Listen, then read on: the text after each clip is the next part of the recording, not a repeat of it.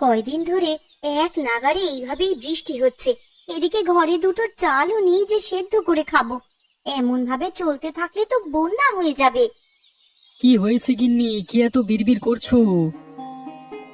যেভাবে বৃষ্টি শুরু হয়েছে, এমন হলে তুমি মাছ ধরতে বেরোবে কি করে গো? আর মাছ না ধরা হলে সংসার চলবে কি করে? ঘরে যে কিচ্ছুটি নেই। আরে আমিও তো সেটাই ভাবছি গিন্নি। এভাবে বর্ষা বাদলা চলতে থাকলে তো না খেয়ে মরতে হবে আমাদের সবাইকে। কাল বিল থেকে দুটো কলমি লতা তুলে এনেছিলাম।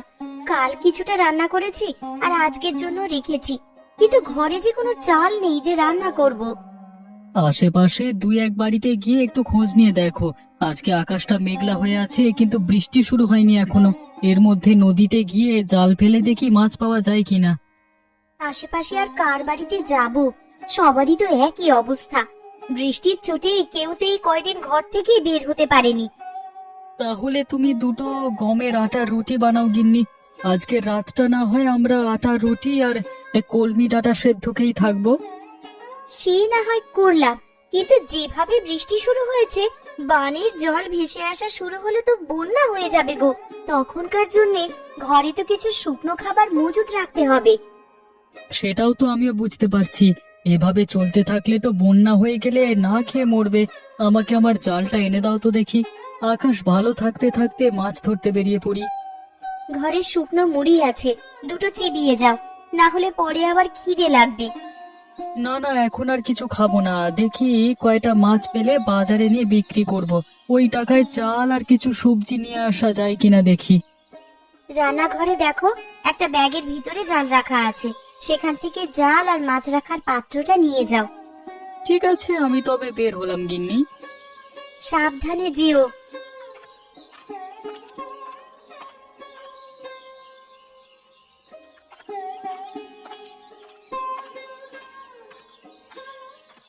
হায় হায় হায় হায়, এ কি হলো আমার? এ জমিতে যে জল জমতে শুরু করেছে। কিছুদিন হলো কেবল ধান তুলেছি, এখন জল জমলে যে আর গাছগুলো বাঁচবে না, সব জলের নিচে পচবে।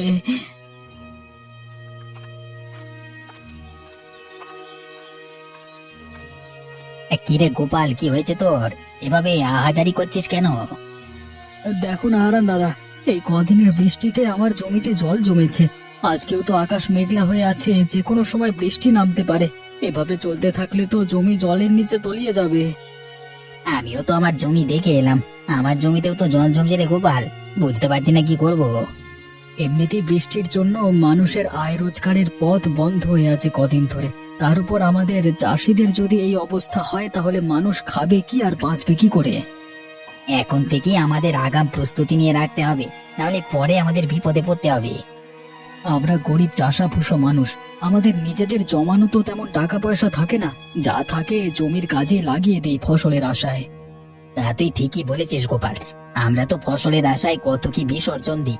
আর শেষকালে যদি ফসলের এমন হাল দেখি, তাহলে তো আমাদের আর চাষবাস করবার ইচ্ছেটাই মরে যাবে।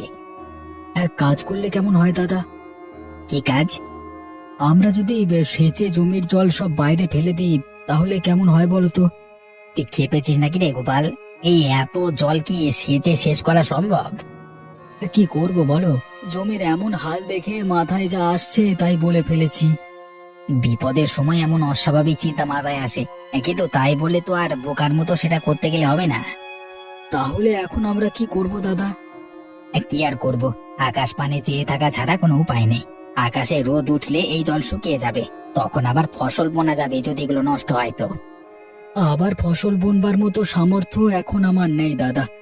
আর তাছাড়া আকাশের যা হাবভাব দেখছি, তাতে করে মনে হয় না এই বৃষ্টি এত সহজে যাবে। সে পরে দেখা যাবে, এখন এখানে বিলাপ করে লাভ নেই, চল বাড়ির দিকে যাই আমরা।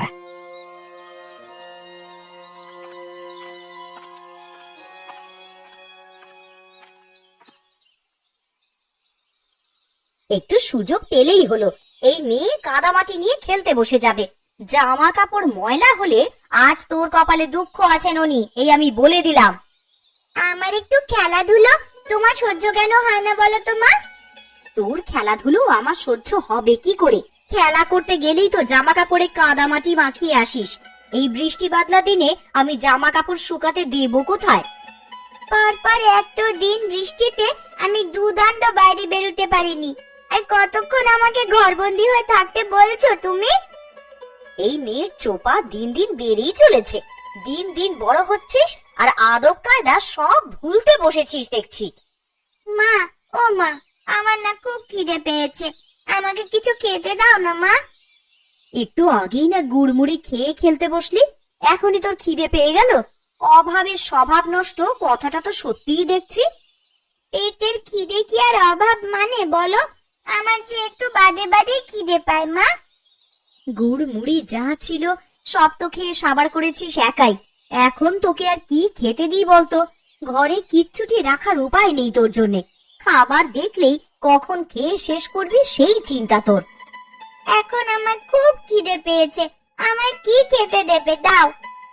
রান্নাঘরে পান্তা ভাত রাখা আছে তোর বাবার জন্য, সেখান থেকে কিছু ভাত নিয়ে খা, আর বাকিটুকু তোর বাবার জন্য রেখে দে। পান্তা ভাত কি দিয়ে খাবো মা? তরকারি কি কিছু আছে? না, পেঁয়াজ আর লঙ্কা দিয়ে ডলে খা, দুপুরে কচু ঘন্ট করে দেবো খন। শুধু পেঁয়াজ আর লঙ্কা দিয়ে কি ভাত খাওয়া যায় নাকি? তুমি আমাকে অন্য কিছু বানিয়ে দাও না মা। ঘরে আর কিচ্ছু নেই রে মা, এখন পান্তা ভাত খা, একটু বাদেই তো আবার দুপুরের রান্না বসাবো।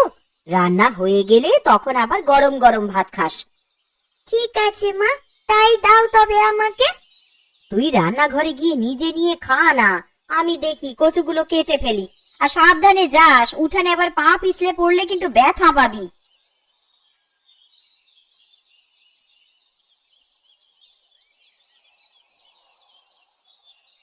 লোকটাকে সেই কখন থেকে খেতে ডেকে এসেছি, এখনো আসার নাম নেই।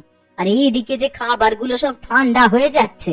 ওই গো, সকালের খাবার খাওয়া লাগবে না নাকি তোমার? একটু খাজনার কাগজপত্র নিয়ে বসেছিলাম গিন্নি, ভেবেছিলাম হাতের কাজটা শেষ করে তবে খাবো। তা তোমার জ্বালায় কি আর হলো? আবার ঠান্ডা হলে তো আবার বলবে ঠান্ডা খাবার খাবো না। তোমাকে নিয়ে আমার হয়েছে যত জ্বালা। আমার কাজ না মিটিয়ে সেখান থেকে উঠতে ভালো লাগে না। আরে জানোই তো টাকা পয়সার হিসাব কিতাব। হয়েছে, খাবারের সময় খাওয়া আর কাজের সময় কাজ। এত টাকা টাকা করছো, মরে গেলে এই টাকা খাবে কে শুনি? আমার টাকা আমি খেয়ে মরবো, কাউকে আমার টাকার ভাগ দেব না আমি। হয়েছে বাপু, হয়েছে। তোমার ওই কালো বাজারি টাকা নেওয়ার ইচ্ছে আমার নেই।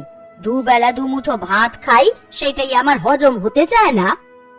আরে মনে রেখো, এই কালো টাকা দিয়ে কিন্তু সব আরামায়েশের জীবন পেয়েছো গিন্নি। গাঁয়ের মানুষদের রক্ত চোষা টাকাতে আমার আরামায়েশ ভালো লাগে না। তুমি ভালো করেই জানো যে আমি বিলাসিতা পছন্দ করি না, আর হতভাগাদের থেকে মেরে আনা টাকা তো আমাকে আয়েশ দিতে পারে না। খেতে এসে তোমার নীতি কথা শুনি তো পেট ভরে যায় গিন্নি। এতই যখন মায়া হয় তখন যাও না, একটা ধর্মশালা খুলে বসো। সেটা পারলে তো ভালোই হতো। জীবনে তোমার সাথে থেকে যে পাপ কামিয়েছি তার বদলে কিছুটা পুণ্য যদি পেতাম। আমায় কি খেতে দেবে না নাকি নাকি এভাবে খোঁচা মেরে কথা শোনাতে থাকবে? তাহলে আমাকে ডাকবার কি দরকার ছিল শুনি? দিচ্ছি, খাবার খেতেই তো ডেকে এনেছি, তা তুমিই তো শুরু করলে।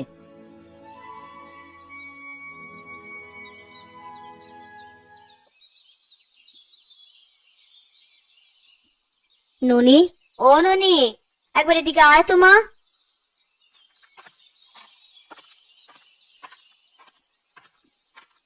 কি হয়েছে মা, আমায় ডাকছো কেন? কচুর ডাঁটার ঘন্ট করব, কিন্তু এখন লবণ জলে ভিজিয়ে দেখি কচুগুলো কমে গেছে অনেকটাই। এইটুকুতে সবার তো খাওয়া হবে না রে। তা এখন আমায় কি করতে হবে সেটা বলো। তুই ঘরের পেছনে গিয়ে কটা কচুর ডাঁটা তুলে আন দেখি মা।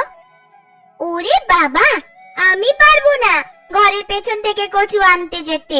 ওইগুলো ধরলে আমার হাত চুলকাবে।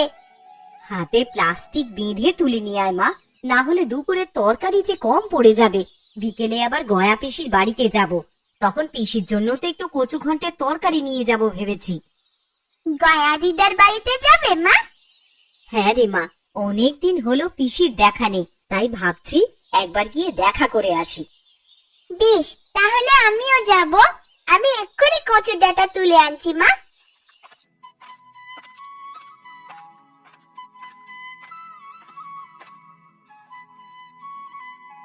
জয়াদি, ও জয়াদি, রান্না বসিয়ে দিয়েছো দেখছি। আমার তো এখনো কিচ্ছু করা হলো নে গো। আরে কমলা যে, আয় বস এখানে। না দিদি, বসতে আসিনি, আমি এসেছি তোমার কাছে কিছু চাইতে। কি চাইতে এসেছিস কমলা? ঘরে রান্না করার মতন কিচ্ছুটি নেই দিদি। এখন কি রান্না করব ভেবে পাচ্ছি নে। কাল কটা কলমির ডাঁটা তুলে এনেছিলাম, তাই দিয়েই কালকের দিনটা কোনো রকমে চলেছে। আমার ঘরেও তেমন কিছু নেই রে কমলা। এই দেখ না, ননিকে ঘরের পেছনের জমি থেকে কটা কচুর ডাঁটা তুলে আনতে বলেছি। আমাকে আজ সে চাল দেবে দিদি? আমি কাল আবার দিয়ে যাব তোমায়। ওমা, থাকলে কেন দেব না? ওইখানে চালের মটকা থেকে চাল নিয়ে যা তুই। উনি রাতে চাল নিয়ে এলেই আমি কাল সকালেই চাল ফিরিয়ে দিয়ে যাব তোমায়। সেসব নিয়ে তোকে ভাবতে হবে না, এখন চাল নিয়ে গিয়ে রান্না বসা যা, না হলে ঠাকুরপো বাড়ি এলে কি খেতে দিবি? ঠিক আছে দিদি।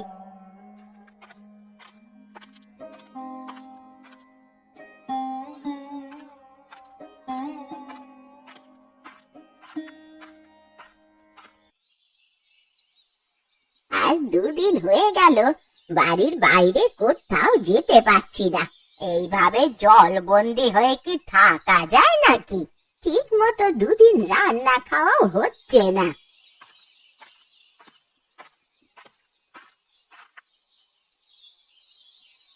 কি গো পিসি, তোমার বাড়িতে যে বানের জল উঠেছে, সারা উঠোন তো জলে ভরে গেছে গো। এই জন্যই বুঝি দিদার দেখা নেই আজ কদিন ধরে। ওরে, তোরা আস্তে আস্তে আয় এদিকে, দেখে শুনে পা ফেলিস, আবার উঠানে পা পিছলে জলে পড়ে যাস নে তোরা। তো এইভাবে জলবন্দি হয়ে আছো, আমাদের একটা খবর দিলেও তো পারতে পিসি। খবর দেব কি করে লছুরি? দেখতে পাচ্ছিস নে জলে আমার উঠোন একেবারে ডুবে আছে। এই হাঁটু জলে নেমে আমি এখন তোদের খবর দিতে যাব? খবর না দিলে আমরা কিছুই জানতে পারবো না তো। এখন তোমার জন্য কচু ঘন্ট নিয়ে এলাম বলেই না দেখতে পেলাম, না হলে তো আমরা জানতেও পারতাম না দিদা। তা তোরা আমায় কেমন ভালোবাসিস তা আমার জানা হয়ে গেছে। দুটো দিন পার হয়ে গেল আর তোরা এখন এসেছিস আমার সাথে দেখা করতে। কি করব পিসি, দেখলি তো এই দুদিন কেমন টানা বৃষ্টি হলো। আকাশের ভাব ভালো দেখছি না গো, সন্ধ্যায় খুব বৃষ্টি হবে বলে মনে হচ্ছে। আরো বৃষ্টি হলে তো এবার জল ঘরে উঠে যাবে দিদা, তখন তুমি থাকবে কোথায়? এই বুড়ির আর কে আছে যে দেখে রাখবে? বানের জলে ভেসেই না হয় চলে যাব কোথাও। ছি ছি পিসি, এসব কথা কখনো মুখেও আনবে না। আমরা সবাই আছি তোমার পাশে। আবহাওয়া বেশি ভালো দেখছি না, তুমি বরং আমাদের সাথে আমাদের বাড়িতে চলো পিসি। হ্যাঁ দিদা, আমাদের সাথে চলো। এই বিপদে তোমাকে একা রেখে যেতে পারবো না আমরা। তা বেশ, তোরা যখন এত করে বলছিস তবে তাই চল।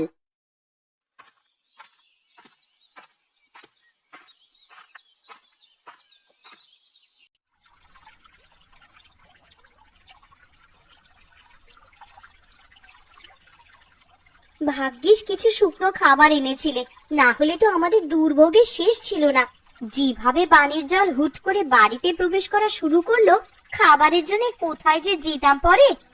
জল বেড়ে যাচ্ছে দেখি তো দরকারি জিনিসপত্র নিয়ে বাড়ির চালায় উঠে এলাম, না হলে আর উঁচু জায়গা পেতাম না। কলা গাছের ভেলা বানিয়ে রেখেছি, যে কোনো দরকার হলে এই ভেলায় ভেসে বেরোনো যায়। কিন্তু যেইভাবে চারপাশে বানের জল বাড়ছে, আমার যে বড্ড ভয় হচ্ছে গো। জল বেশি হলে তখন যাব কোথায় আমরা? ও তুমি চিন্তা করো না গিন্নি, একটা না একটা উপায় ঠিক হবে। আমি একটু বেরোবো। হ্যাঁ, তুমি আবার এখন কোথায় যাবে শুনি? হারান দাদা গোপাল দাদাদের কি অবস্থা, তারা কোথায় আশ্রয় নিয়েছে এসব একটু দেখে আসতে হবে তো। তুমি চলে গেলে আমি একা একা কি করব এখানে? জল যদি বেড়ে যায় তাহলে আমি একা হাতে কিভাবে কি করব?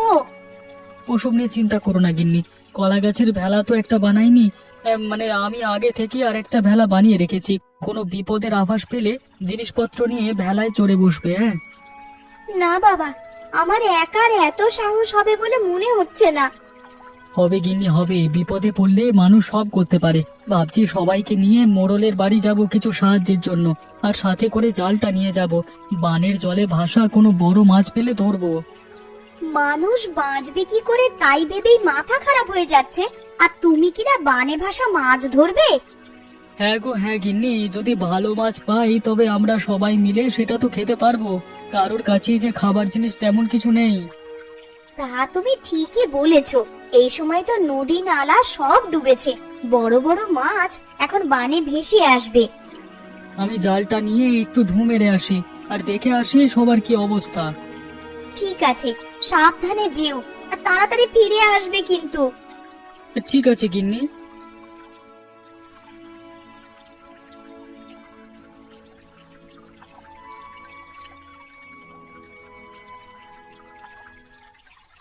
একদিনের মধ্যেই কত জল উঠে গেছে।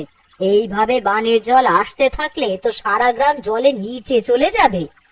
আরে ওসব নিয়ে তুমি চিন্তা করো না গিন্নি, সারা গ্রাম জলের নিচে তলিয়ে গেলেও আমাদের বাড়িটা উঁচু আছে, আমরা এখানে নিরাপদে থাকতে পারবো।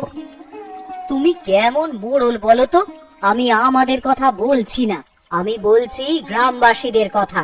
তাদের এই বিপদের দিনে তোমার উচিত তাদের পাশে দাঁড়ানো। আর তুমি আবার এখন শুরু করলে? দেখছো বানের জলের জন্য সবাই ঘরবন্দি হয়ে আছে, তার মধ্যে তুমি বলছো আমাকে মানুষের খোঁজ নেওয়ার জন্য। সব সময় নিজেরটাই বুঝলে তুমি। তোমাকে যে কে মোড়ল বানিয়েছিল? আমাকে গ্রামের লোকেরাই মোড়ল বানিয়েছিল, কিন্তু আমার ভালো তো তোমার হজম হবে না।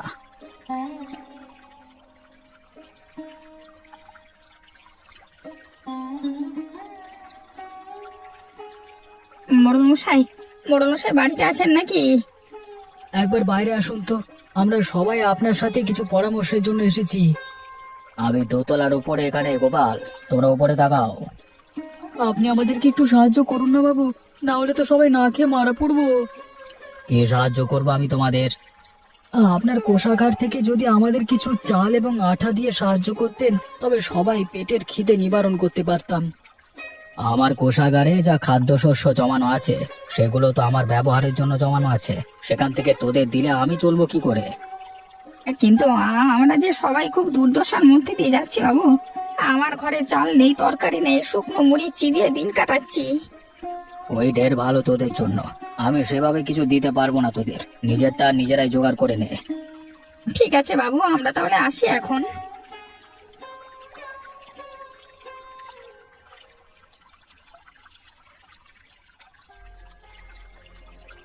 ও মা, দেখো ওই দেখো, কত বড় একটা মাছ দেখা যাচ্ছে বানের জলে। আরে তাই তো রে, এমন বড় মাছ তো আমি আগে কখনো দেখিনি। এটা কি মাছ গো পিসি? দেখে তো মনে হচ্ছে বিশাল একটা কাতলা মাছ হবে এটা। ওই তো বাবারা সবাই চলে এসেছে। বাবা জানো, এই বানের জলে বড় একটা কাতলা মাছ ভাসতে দেখা যাচ্ছে। কি গো, কোনো সাহায্য পেলে মোড়লের কাছে? না গো গিন্নি, মোড়ল আমাদের কোনো সাহায্য করতে রাজি হলো না। এখন এই বিপদের দিনে আমরা যে কি করব? ঘরে যাচ্ছিল সব তো প্রায় ফুরাবার পথে। এগুলো ফুরিয়ে গেলে খাবো কি আমরা তখন? তোরা মাছ ধরা শুরু কর। বড় কাতলা মাছ দেখা যাচ্ছে বানের জলে, ধরতে পারলে বিক্রি করে অনেক টাকা পাওয়া যাবে। তা তুমি মন্দ বলনি পিসি। ওই যে বাবা, দেখো কত বড় একটা মাছ। এমন মাছ আমি জীবনেও কখনো দেখিনি। তুই দেখবি কি রে? আমরাও যে এমন বড় মাছ আগে কখনো দেখিনি। এই মাছ আমাদেরকে ধরতে হবে, যে যা পারো তাই নিয়েই চলো। আমরা মাছটা ধরবার চেষ্টা করি, আর আমার কাছে জাল আছে। তবে চলো মাছটার পিছু করি।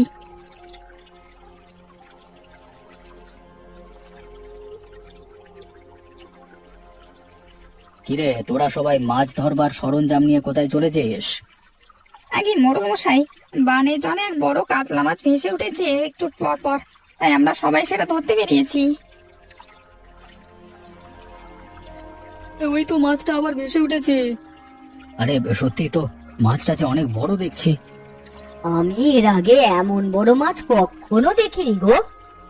কুবের তুই জাল ফেল, আমরা বল্লম ছুঁড়ে মারি, দেখি কোনোভাবে মাছটাকে ধরা যায় কিনা। ধরা যাবে মানে? এক্ষুনি ধরে ফেলবো, আমি এই জাল ফেললাম।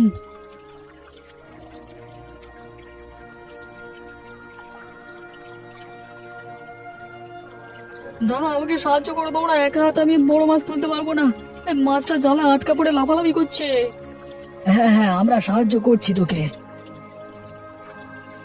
মাছটা তো অনেক বড় রে কুবের, এটা নিয়ে শহরের মুখে হাটে বিক্রি করে আয়, অনেক দাম পাবি তাহলে।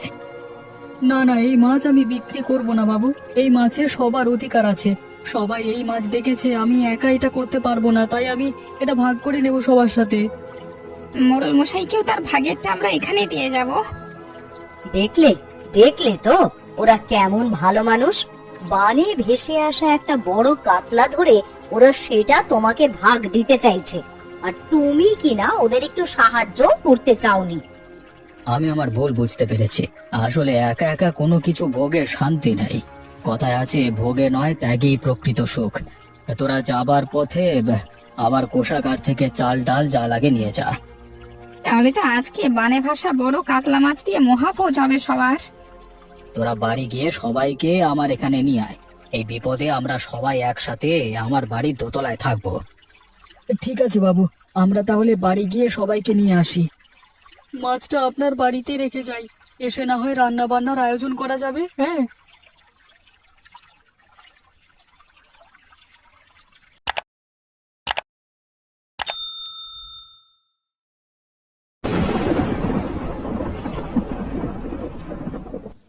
কি গো, শুনছো? ওই গো, আরে শুনতে পাচ্ছো আমার কথা? উঠে পড়ো, সকাল গড়িয়ে বেলা হতে চললো, উঠে পড়ো, এবার না হলে তো কাজের জন্য দেরি হয়ে যাবে। আরে কি হয়েছে বলো তো? আরে সকাল সকাল চেঁচাচ্ছ কেন? আর দেখতে পাচ্ছ তো যে সকাল থেকে বৃষ্টি পড়ছে, আজকে আর কাজে যেতে ভালো লাগছে না, আমাকে একটু ঘুমাতে দাও দেখি। হ্যাঁ, সে তো দেখতেই পাচ্ছি, সকাল থেকেই বৃষ্টি পড়ছে, কিন্তু তোমাকে কাজেও তো যেতে হবে। আবার ঘরেতে সেই রকম কিছু নেই, সামান্য বাজার আছে, ওটা দিয়ে আজ কোনো রকমে চলে যাবে। এই তো কদিন আগে বাজার করে নিয়ে এলাম, তা এক্ষুনি শেষ হয়ে গেল।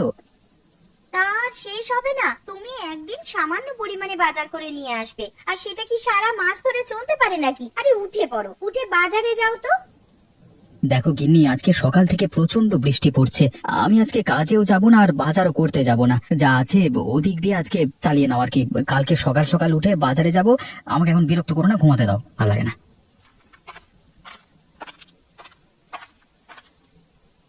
মা, ও মা, আমার প্রচন্ড খিদে পেয়েছে, কিছু খেতে দাও।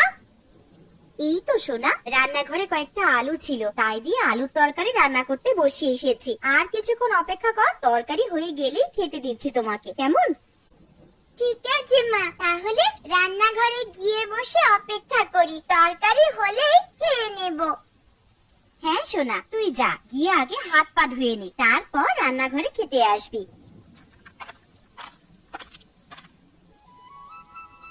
মালতী মা, ও মালতী মা, বাড়িতে আছিস? একবার বাইরে আয়। হ্যাঁ মালতী মা, একবার বাইরে বেরিয়ে আয় তো। আরে এটা তো বাবা মার মতন গলার আওয়াজ মনে হচ্ছে, যাই একবার বাইরে গিয়ে দেখি।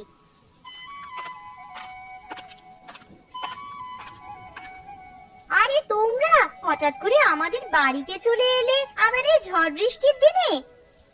হ্যাঁ রে মা, চলি এলাম এই বৃষ্টির দিনে, বাড়িতে বসে বসে আর ভালো লাগছিল না, তাছাড়া আবার সকাল থেকে বৃষ্টি পড়ছে। তোর মাকে বললাম যে মেয়ের বাড়ি থেকে ঘুরে আসবে, তোর মা একেবারেই রাজি হয়ে গেল, তাই চলে এলাম। সে তোমরা বেশ ভালোই কাজ করেছো আমাদের বাড়িতে চলে এসে। তা বলো, তোমরা কেমন আছো? শরীর টরীর ভালো আছে তো? কেমন আর থাকবো রে মা, ঠাকুরের অশেষ কৃপায় বেশ ভালো রকমই দিন কেটে যাচ্ছে। তা তোরা কেমন আছিস বল? আমরা খুব ভালো আছি মা। আরে দাদুন, দিদুন, তোমরা কেমন আছো? দিদি ভাই খুব ভালো আছে, আর এই নাও তোমার জন্য মিষ্টি নিয়ে এসেছে। আহ বাবা, তোমরা আবার এইসব আনতে আনতে গেলে কেন? জানো তো তোমার নাতনি কেমন মিষ্টি পেলে আর কিছু চায় না, আরে এত মিষ্টি খেলে শরীর খারাপ করবে তো। তা আনবো না। আমার 5টা নয় 10টা নয়, একটা মাত্র নাতনি, তার জন্য তো এতটুকু করতেই পারি। আর কটা হাঁস এনেছি, আর এই থলের মধ্যে কিছু জিনিস আছে, ঘরে নিয়ে চলো। ও মা, তোমরা আবার হাঁস আনতে গেলে কেন গো? কেন রে, বিয়ের আগে তুই তো হাঁস পুষতে ভালোবাসতিস, তাই নিয়ে এলাম। ঠিক আছে ঠিক আছে, পরে কথা বলবো, তোমরা এখন ঘরে চলো, বাইরে প্রচন্ড বৃষ্টি পড়ছে।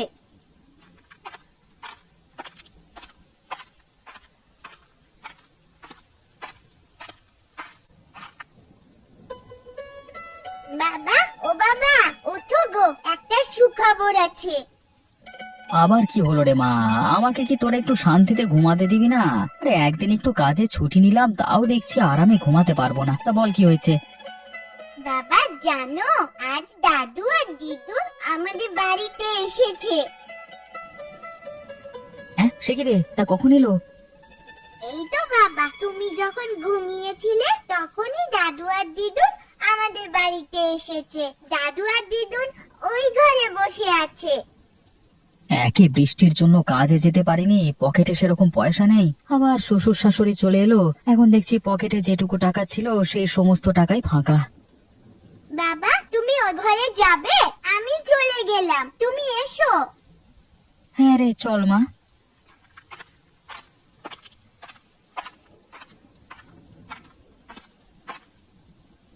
আরে এই তো জামাই চলে এসেছে। তা বাবা মা আপনারা কেমন আছেন বলুন? আর আসতে কোনো অসুবিধা হয়নি তো? না না জামাই বাবা, সেরকম কোনো অসুবিধা হয়নি। তা আপনারা যখন আমাদের বাড়িতে চলে এসেছেন, 1 সপ্তাহ না কাটিয়ে মানে যেতে দেব না, কিন্তু না হলে আমি কিন্তু ছাড়বো না। হ্যাঁ, আচ্ছা বাবা, সে এখন দেখা যাবে।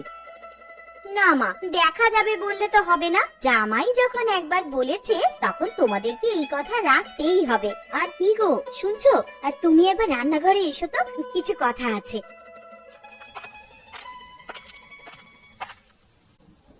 যাও, তোমার শ্বশুর শাশুড়ি এসেছে, তাদের জন্য দোকান থেকে কিছু বাজার করে নিয়ে এসো। বাড়িতে তো সেরকম ভালো মন্দ কিছুই নেই। আচ্ছা গিন্নি, তুমি তো জানো আমার পকেটের অবস্থা, 2 দিন ধরে কাজে যাইনি, এখন তুমি কি করে বলছো যে ভালো মন্দ বাজার করে নিয়ে আসতে? দেখো, আমি অত শত কিছু জানতে চাই না, তুমি ভালো মন্দ কিছু বাজার করে নিয়ে আসবে, ব্যাস। এখন যে আমি কি করি, হাতে 2টো পয়সা নেই যে ভালো মন্দ বাজার করব। কি গো, কি ভাবছো? আগের মাসে তোমার বোনেরা যখন এসেছিল তখন তো বেশ ভালো মন্দ বাজার করেছিলে, তখন তো আমি কিছু বলিনি। এখন আমার মা বাবা এসেছে আর ভালো মন্দ বাজার করবার মতন টাকা তোমার কাছে নেই। ঠিক আছে, তুমি বরং বাজারের ব্যাগটা আর ছাতাটা নিয়ে এসো, আমি বাজারের দিকে যাচ্ছি। এই নাও ছাতা আর ব্যাগ, তাড়াতাড়ি বাজারের দিকে যাও তো।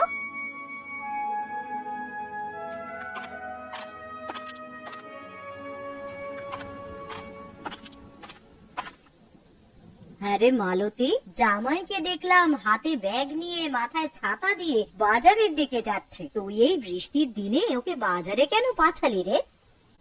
মা, আমি পাঠাইনি, তোমার জামাই বললো এতদিন পর আমার বাড়িতে শ্বশুর শাশুড়ি এসেছে আর কিছু ভালো মন্দ খাওয়াবো না, তাই তো হাতে ব্যাগ নিয়ে আর মাথায় ছাতা দিয়ে বাজারের দিকে গেল। আরে দূর থেকে কে ছাতা মাথায় দিয়ে আসছে এত বৃষ্টির মধ্যে? মনে হচ্ছে তো দীপক। আরে প্রশান্ত, তুই কোথায় গেছিলিস এত বৃষ্টির মধ্যে? এই যে দেখ না দীপক, বাড়িতে কুটুম এসেছে, তার জন্য বাজারে এসেছিলাম মাছ কিনতে, কিন্তু কাঁচা সবজি বাদে কিছুই বাজারে পেলাম না। তুমি ঠিক বলছো প্রশান্ত, আরে আমার বাড়িতে তো শ্বশুর শাশুড়ি এসেছে, আমার বউ আমাকে পাঠালো কিছু ভালো মন্দ বাজার করবার জন্য, আর তুমি বলছো কাঁচা সবজি বাদে আর কিছু নেই বাজারে? হ্যাঁ রে দীপক, আমি ঠিকই বলছি। আরে তোর পিসিমার বাড়ি আমাদের পাশেই তো, ওনার খুবই শরীর খারাপ, তুই একবার গিয়ে দেখে আয়, বুঝলি? হ্যাঁ রে প্রশান্ত, আমিও শুনেছি পিসিমার শরীরটা খারাপ, দেখতে যাবো করে আর যাওয়া হয়নি, মানে যেতে হবে বুঝলি। হ্যাঁ তুই যা, আর বাজারে তো ভালো মন্দ কিছু বসেনি, তুই একবার পিসিমার বাড়ি ঘুরে যা, বুঝলি? ঠিক আছে, আমি এখন আসছি, একবার বাজারে গিয়ে কাঁচা সবজি কিছু কিনি, তারপর পিসিমার বাড়িতে গিয়ে একবার পিসিমাকে দেখে আসবো।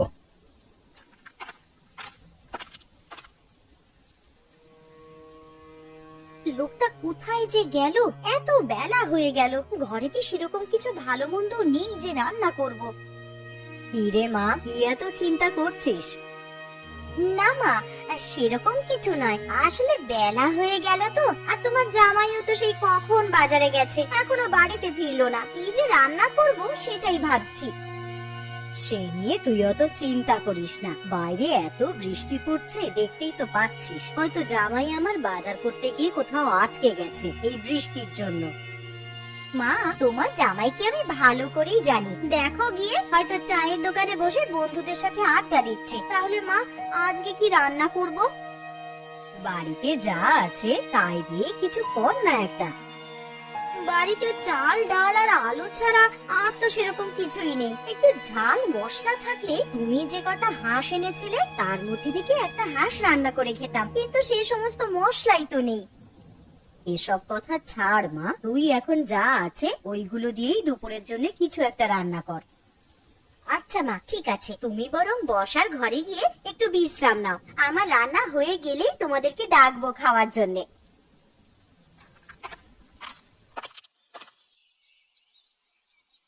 শম্পা বৌদি, আরে ও শম্পা বৌদি, শুনতে পাচ্ছ? বাড়িতে আছো তোমরা? কে? আরে দীপক নাকি? এসো এসো, ঘরে এসো। শুনলাম নাকি পিসিমার শরীরটা খুবই খারাপ।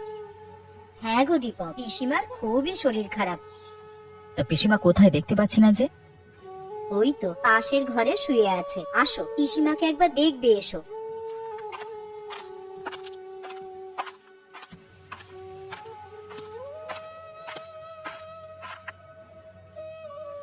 পিসিমা, ও পিসিমা কেমন আছেন? কেমন আর থাকবো বাবা, উপরওয়ালা কবে যে আমাকে নিয়ে যাবে আমি সেইটার জন্যই শুধু অপেক্ষা করছি। এরকম কথা বলতে নেই পিসিমা। দেখো না দীপক, এই যেদিন থেকে শরীরটা একটু বেশি খারাপ হয়েছে সেদিন থেকে সমানে বলে যাচ্ছে যে কবে আমাকে নিয়ে যাবে ওপরওয়ালা। আচ্ছা বৌদি, দাদা তো শহরের বাইরে কাজে আছে, তা দাদাকে চিঠি পাঠিয়ে বলেছো যে পিসিমার শরীর খারাপ? হ্যাঁ দীপক, আমি কালকেই চিঠি পাঠিয়েছি, তবে তোমার দাদাকে ছুটি দেবে কিনা তা বলতে পারছি না। কেন ছুটি দেবে না? কর্মচারীদের ভালো মন্দ তো কোম্পানি দায়িত্ব নেবে, তাই না? আচ্ছা দীপক, একটা কথা বলবো, রাখবি? হ্যাঁ বলো পিসিমা। মরার আগে আমার একটা ইচ্ছে ছিল যে হাঁসের মাংস খাবো, তুই কি আমায় করে খাওয়াবি রে? অবশ্যই পিসিমা, খাওয়াবো না কেন? পিসিমা ভাইপোর কাছ থেকে এতটুকু আবদার করেছে, আর ভাইপো সেটা করবে না? আমি কালই তোমার জন্য হাঁসের মাংস রান্না করে নিয়ে আসবো। আচ্ছা দীপক, ঠিক আছে। তাহলে আজকের মতো আসি বৌদি, হ্যাঁ? বেলা গড়িয়ে দুপুর হয়ে গেল, এবার বাড়ির দিকে যেতে হবে। দুপুরে দুমুঠো খেয়ে গেলে হতো না? না গো বৌদি, বাড়িতে আমার শ্বশুর শাশুড়ি, আমার বউ সবাই মিলে আমার জন্য অপেক্ষা করছে। আমি আজকের মতো আসছি, হ্যাঁ? আবার পরে একদিন এসে খাবো।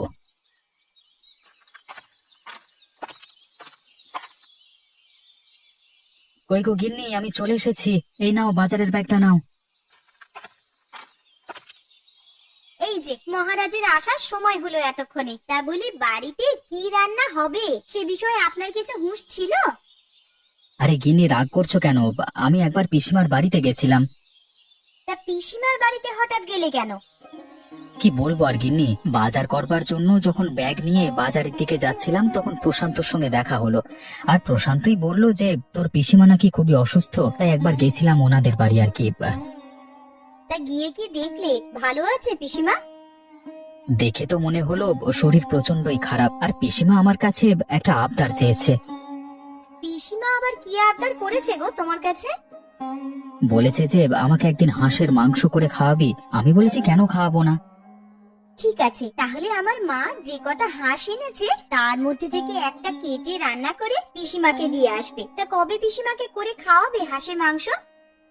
কাল কি করে খাওয়াবো, কারণ শয্যাশায়ী মানুষ আমার কাছে আবদার করেছে, না খাওয়াতে পারলে আমারই খারাপ লাগবে।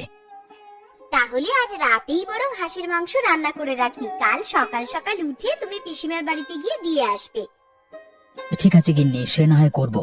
তুমি এখন আমাকে গামছাটা দাও তো, আমি এখন স্নান করে আসি, এসে খেতে দেবে। খিদের জ্বালায় পেটে ছুঁচো ডন দিচ্ছে আমার। এই নাও গামছা, তুমি স্নান করে এসো, আমি খেতে দিচ্ছি।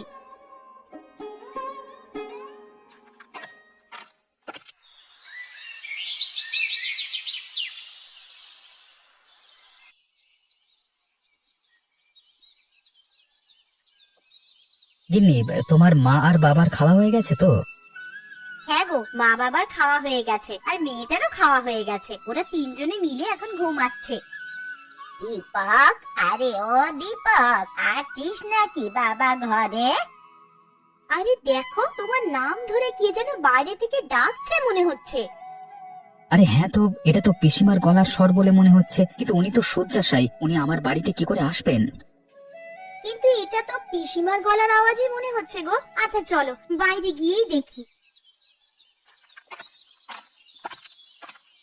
আরে পিসিমা, তুমি এখানে কি করে এলে? আরে তোমার তো প্রচন্ড শরীর খারাপ, তুমি তো দাঁড়াতে পর্যন্ত পারো না। আরে আমি পুরো সুস্থ হয়ে গেছি রে। কিন্তু আমি দুপুর বেলায় গিয়ে তো দেখলাম তুমি বিছানায় শুয়ে আছো, তো এখন কি করে ভালো হয়ে গেলে? সবই উপরওয়ালার ইচ্ছা রে বাবা। তা তুমি আমাদের বাড়িতে এলে বৌদি কিছু বলেনি তোমার? না না, কিছু বলেনি আমায়। তোমার বৌদি শুধু বলল যে সাবধানে যাবেন, আর দীপক হাঁসের মাংস খাওয়াবে বলল, তাই আর লোভ সামলাতে না পেরে চলেই এলাম। তা আপনার ভাইপো তো কালকেই আপনার বাড়িতে মাংস রান্না করে দিয়ে আসতো। কালকে যদি আমি আর না থাকি তাহলে তো আমার আর শেষ আশা পূর্ণ হবে না, তাই চলে এলাম আর কি। আর এসেছি যখন, আমি নিজের হাতেই তোমাদেরকে রান্না করে খাওয়াবো। এ তো খুব ভালো খবর। তা পিসিমা, তুমি রান্না করতে পারবে তো? কেন পারবো না রে, মালতী তো আছে, ও আমাকে একটু সাহায্য করে দেবে। চলুন পিসিমা, তাহলে রান্নাঘরের দিকে যাই। আপনি আর আমি মিলে হাতে হাত লাগিয়ে হাঁসের মাংসটা করে নিই বরং। হ্যাঁ বৌমা, চলো।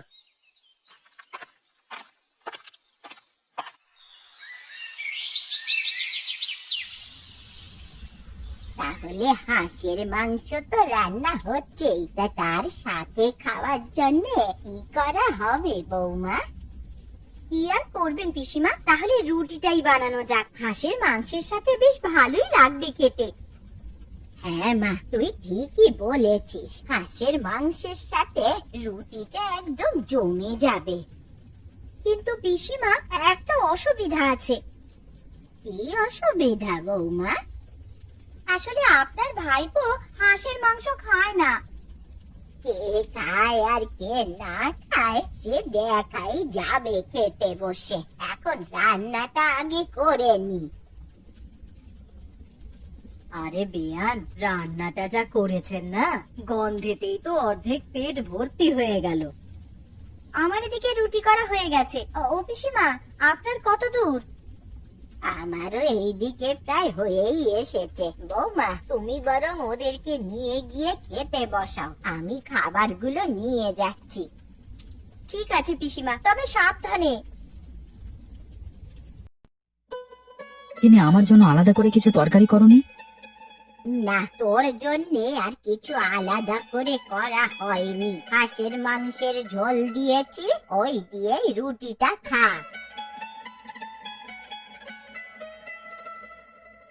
এই কি পিসিমা, এ তো দেখছি হাঁসের মাংসের প্রচুর স্বাদ। আমি আগে জানলে এই মাংস ছাড়া আর কিছুই খেতাম না। সত্যি পিসিমা, তোমার হাতে জাদু আছে বলতে হবে। বলেছিলাম না বৌমা, কে খায় আর খায় না সেটা তুমি দেখে নেবে। সত্যি পিসিমা, আপনার হাতে জাদু আছে। যে কিনা হাঁসের মাংস ছুঁয়েই দেখতো না, তার কিনা এখন হাঁসের মাংস ছাড়া আর কিছুই খেতে ভালো লাগছে না। তাহলে পিসিমা, এখন তো রাত হয়ে গেছে, আর এখন বাড়িও যেতে পারবে না, কালকে সকালেই যেও। ঠিক আছে বাচ্চা, আজ তোদের বাড়িতে থেকে কাল সকাল সকাল আমি বাড়ি চলে যাব।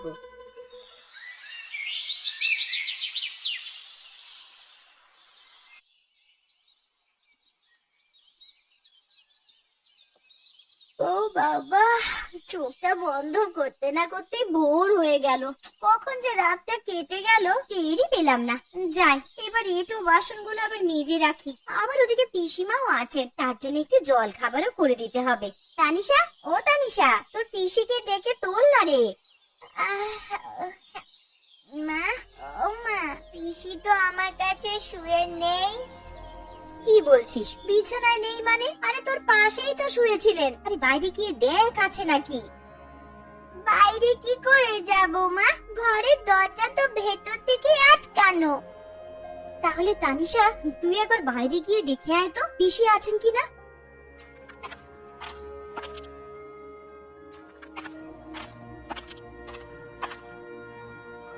মা, পুকুর ঘাট, আমবাগান সবই তো দেখে এলাম, কই পিসিকে তো দেখতে পেলাম না। কি গো, শুনছো? আরে কই গো, তাড়াতাড়ি ওঠো, পিসি কোথায় যেন চলে গেছে, ঘরে নেই। তুমি গিয়ে একটু দেখো না। চলে গেছে মানে? কোথায় আবার যাবে? ঘরের দরজা তো ভেতর থেকেই বন্ধ ছিল, পিসি দরজা দিয়ে বের হবে কি করে? এ কি সর্বনাশ হলো আমার! ওই গো, তুমি একবার পিসিমাদের বাড়িতে গিয়ে দেখে এসো না, উনি বাড়ি চলে গেছেন কিনা। হ্যাঁ হ্যাঁ, তুমি ঠিকই বলেছো, আমি একবার পিসির বাড়িতে গিয়ে দেখে আসি। আরে দূর থেকে ওটা কে যেন এদিকে আসছে, দেখে তো মনে হচ্ছে প্রশান্ত। যাই, একটু সামনে গিয়ে দেখি।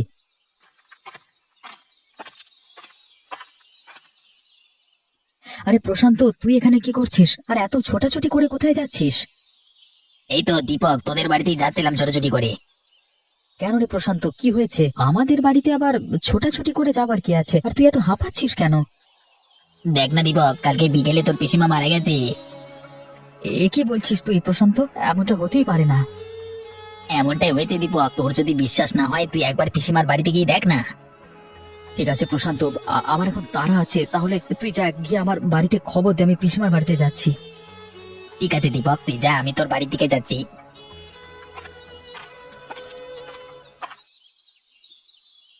এ কি, বাড়ির সামনে এত ভিড় কেন? তাহলে প্রশান্ত যেটা বলেছে সেটা কি সত্যি?